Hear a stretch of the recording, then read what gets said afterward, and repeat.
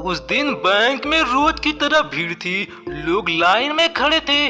Counter पर सिक्कों की आवाज और मशीनों की बीप गूंज रही थी। तभी एक साधारण कपड़ों में खड़ा बुजुर्ग आदमी सबकी नजरों में आ गया। उसकी कांपती उंगलियां, घबराई हुई आंखें और बार बार जेब टटोलने की आदत लोगों को बेचैन करने लगी। और बिना कुछ जाने समझे लोगों के मन में शक ने धीरे धीरे जगह बना ली। किसी ने धीमी आवाज में कहा, कुछ गड़बड़ लग रही है। किसी ने सिक्योरिटी को इशारा किया और देखते ही देखते एक छोटी सी गलतफहमी अफवाह बन गई। लोगों को लगा वह आदमी बैंक को नुकसान पहुंचाने आया है, जबकि सच्चाई यह थी कि वह सिर्फ अपने जीवन भर की जमा पूंजी निकालने आया था।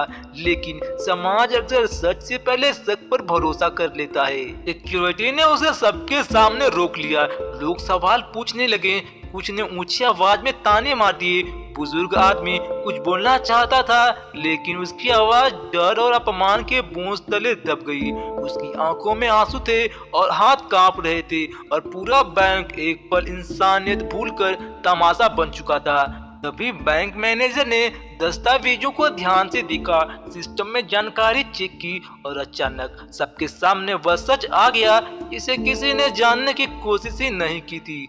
वह आदमी बैंक का पुराना खाता धारक था, जिसने अपनी पत्नी के इलाज के लिए पैसे जमा किए थे, और आज वही पैसे निकालने आया था, क्योंकि अस्पताल में आखिरी उम्मीद में छोड़ गई थी। सच सामने आते ही बैंक में सन्नाटा छा गया। जिन लोगों ने शक किया था उनकी आंखें झुक गई। जिन आवाजों में गुस्सा था उनमें शर्म भर गई।